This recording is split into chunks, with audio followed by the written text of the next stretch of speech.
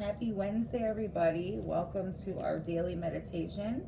My name is Jamie, and I'm here to read to you your daily meditation just for today by Narcotics Anonymous.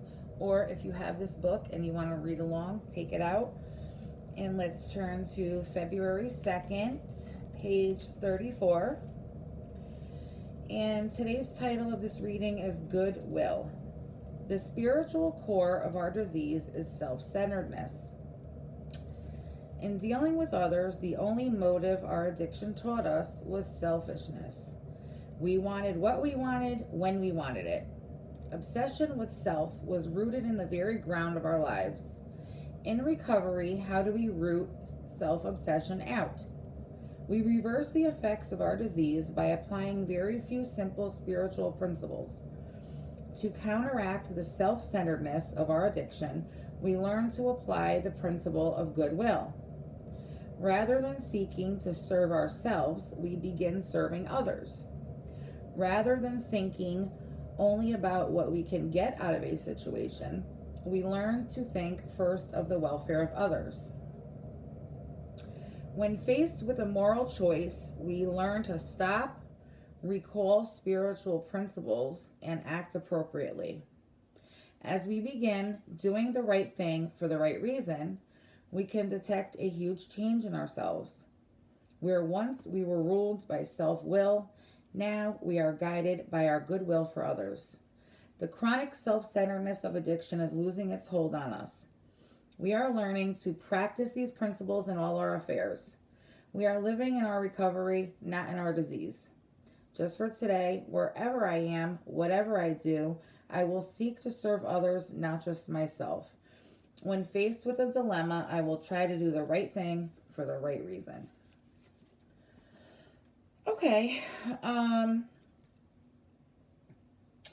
can absolutely see where they were going with this reading, especially with the quotes like from a lot of NA text. For example, like practicing these principles in all our affairs and things of that nature. And I do agree that when you are in active addiction, of course, you're more likely a lot more selfish than normal. But I don't really like that word, and it doesn't really fit. And it doesn't fit for me at all.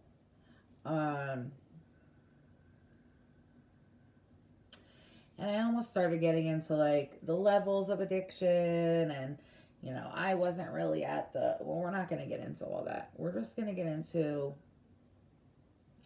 I don't think addiction makes us selfish into the point of like we don't care about what others think or feel. I think that's a huge misconception of addiction. My own mother, who's really not educated or doesn't really understand addiction too much, would say that to me a lot. Like, for example, my sister, she's my half sister. Oh, the blue jay. I wish you guys could see it right now. It's gorgeous. Hi, birdie. I'm sorry. My sister is a half sister of mine, and her father was a heroin addict. And my mother would constantly say, you have to be like the lowest kind of piece of shit father. How can you do this to your daughter? She didn't get it. You know what I mean? He's not doing anything to anybody else.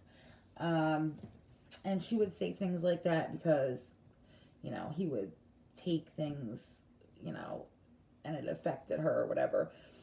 But I've done that also. I've pawned my kids' game systems and then got it out of pawn, and I don't understand why people think that we're doing that kind of stuff and either A, like totally not giving a shit at all, or B, just like, I don't know. These people think that we are totally fine with doing this kind of things and we're just being selfish about our shit.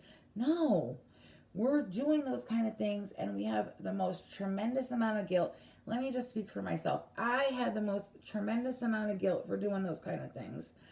And that actually perpetuated my addiction. Because to get rid of that guilt, I'd have to keep using. Because the things that I would do were just, I couldn't think about them anymore. So I don't like that reading for that reason.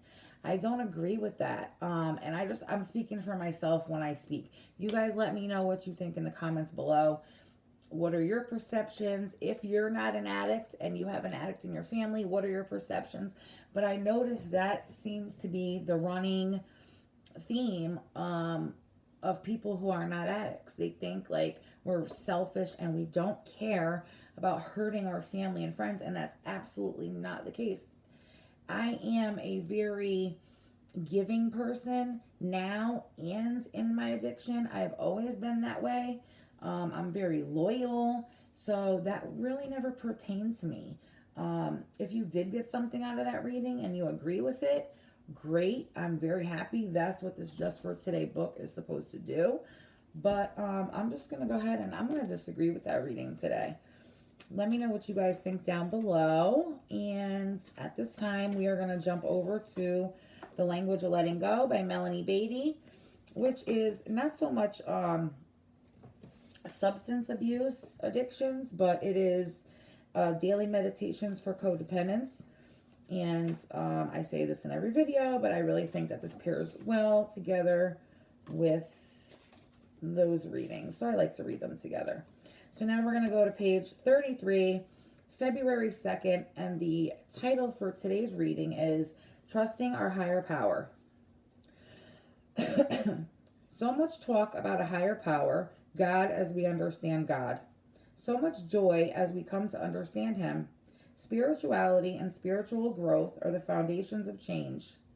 Recovery from codependency is not a do-it-yourself task. Is God a relentless taskmaster? A hard-hearted shaming wizard with tricks up the sleeve? Is God deaf, uncaring, haphazard, unforgiving? No. A loving God, a caring God. That is the God of our understanding. No more pain than is necessary for usefulness, healing, and cleansing. As much goodness and joy as our heart can hold. As soon as our heart is healed, opened, and ready to receive. God, approving, accepting, instantly forgiving. God has planned little gifts along the way to brighten our day, and sometimes big, delightful surprises. Perfectly timed, perfect for us. A master artist, God will weave together all of our joy and sadness and experience to create a portrait of our life with depth, beauty, sensitivity, color, humor, and feeling. God as we understand Him, a loving God, the God of our recovery. Today, I will open myself to the care of a loving God. Then I will let God show me love. Wow, I really like that reading. That was so pretty.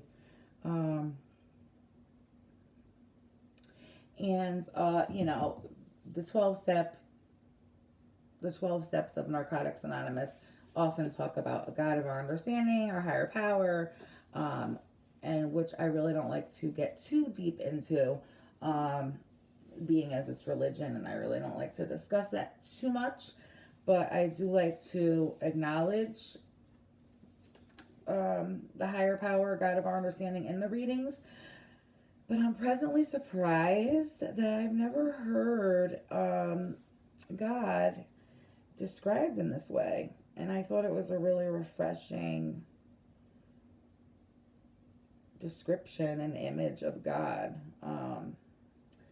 You know, and it says in here, just because you go through pain, and I find a lot of times people say that, like, why is God letting this happen to me?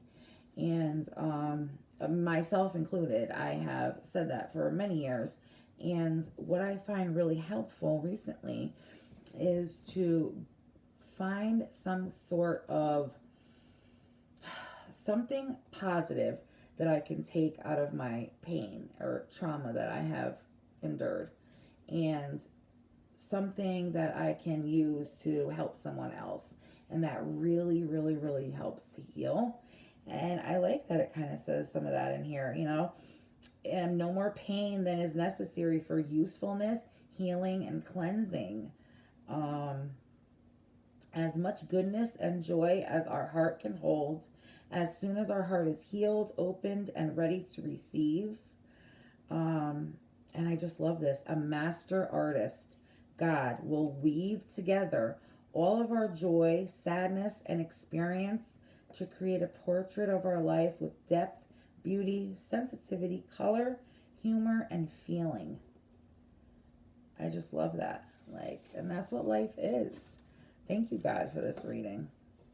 Yeah, guys, so that does it for today's reading, February 2nd. I hope everybody has a great day. I hope to see you guys here again tomorrow. Before I go, I do want to introduce, I love all these kinds of books, these meditation books, these, little reading, daily readings. I love that kind of thing. I find that it really helps to get my day off on a good foot. So I have this other book here, and it's called 365 Days of Kindness. And it's kind of the same thing. It goes day by day. And it is, how it starts off is it has a little sentence or two from scripture. And then like a paragraph. And then at the bottom, it has your daily act of kindness. So I wanted to ask you guys if you would like me to add this book to our daily readings, or do you think that would be too much? I don't want to make this like super boring, but I like how it has an act of kindness for the day. So it kind of like lets us take something with us out into the day so that we can keep forefront at what our goals are for the day. It's not just like a reading and then we just go about our day. Like we take it with us. Today I'm just going to go ahead and read this one just so you guys get an idea of what it is. And then let me know in the comments below, yay or nay, and I'll listen to whatever you guys want. So February 2nd, the title of this reading is called The Prisoners of Hope. And the little excerpt from the Bible here, it says, "Return to the stronghold, you prisoners of hope. Even today I declare that I restore double to you." And that is in Zechariah chapter 9, verse 12 in the New King James Version. And then the little reading for the day is, "You might feel like you are in some sort of metaphorical prison right now. Perhaps you are stuck at home, have too many people relying on you, are encountering too many deadlines at work, or you have an assignment you can't break through. The feeling of being stuck comes in many forms, but what does it mean to be a prisoner of hope? Sometimes the reason we are so miserable about being stuck is because we know there is freedom to be experienced. Let yourself dream of this freedom and hold on to the promise that God will restore the things you are missing out on right now. Let your hope become contagious so others can experience an optimistic outlook as well. Today's act of kindness is to smile at someone you don't know." So guys, that will do it for today's readings. I hope you enjoyed today's readings. Let me know down below what you got out of it. If you agree, if you disagree, let's start a conversation. And hope to see you guys again here tomorrow. And remember, guys, smile at someone you don't know today. You'll be surprised at the outcomes. Love you guys. Have a great day. See you tomorrow.